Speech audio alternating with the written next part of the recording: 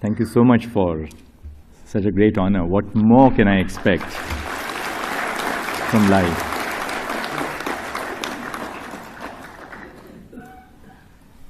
I'll begin with a little story about flowers, because I was thinking that the second bouquet was for Brother Sanjeev, and when the second bouquet came for me, and then there were two bouquets for Brother Sanjeev as well. When I became Chief Justice of the Allahabad High Court, on an average, at every bar functions, there would be about 25 to 30 marigold garlands which were placed on your collar. And of course, when I went home, Kalpana would say that, these marigold flowers tend to damage your shirt, and then it's very difficult to get the color off. So I began by telling the president of the Bar Association, I said, ये आप फूल देने का कष्ट ना करें, कितना पैसा खर्च करते हैं आप? So he said, नहीं जी, ऐसा नहीं है, अब इतना प्यार है, सभी का प्यार है. Then I said, but कष्ट आप ना लें इतने फूल देने का. At which point of time he told me the eternal truth. And he said, ये फूल आपके लिए नहीं देते हैं चीफ साहब, ये हमारे लिए देते हैं. थोड़ा सा फोटो वोटो भी हो जाता है आपके साथ. बट सच में आज जो फूल मिले हैं मुझे, ये मैं दिल से मुझे पता चला कि ये फूल मेरे लिए थे.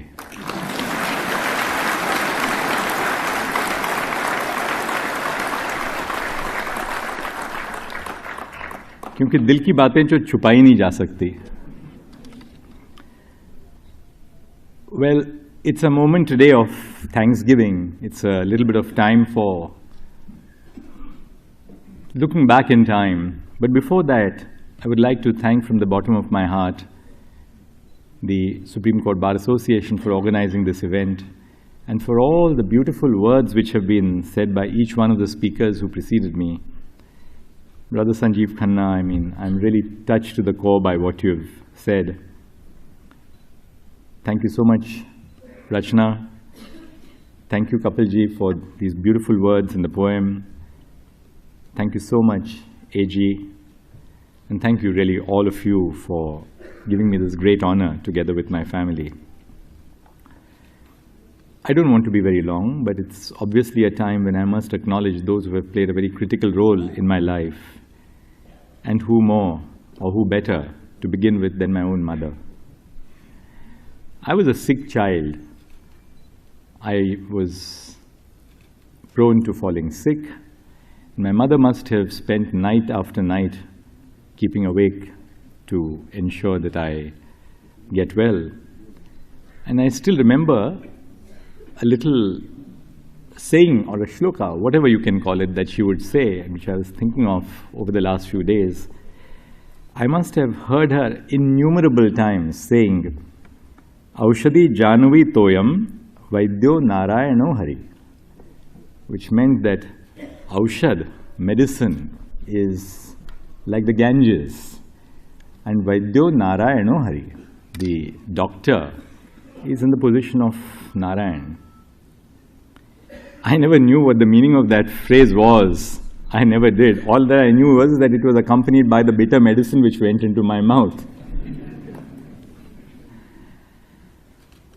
She told me when I was born, I was growing up, that I've named you Dhananjay. But the dhan in your Dhananjay is not material wealth. I want you to acquire knowledge. Like most Maharashtrian women, she was very powerful. Ours was a woman-dominated house. My mother dominated everything at home. And I think women from Oriya are in the same pattern. So my lovely spouse, Kalpana, calls all the shots at home, but never messes around with the judgments. We had a household help when I was young. Her name was Bhimabai Bhanu Ghamat. She came from rural Maharashtra, coastal Maharashtra.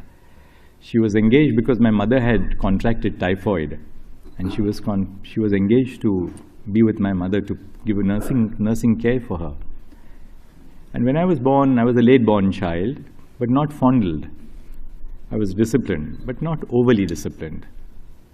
I was allowed to live my own childhood without really compelling me to live the dream of my parents. They never tried to live their dreams through me. But Bhimabai Bhanu Kamath was completely illiterate. In fact, she learned how to write her name when she joined our family, our household. I was so sick, but she really nurtured me. And she taught me so much about life beyond the urban area that I was born into. From her, I realized the truth about our rural households, rural Maharashtra.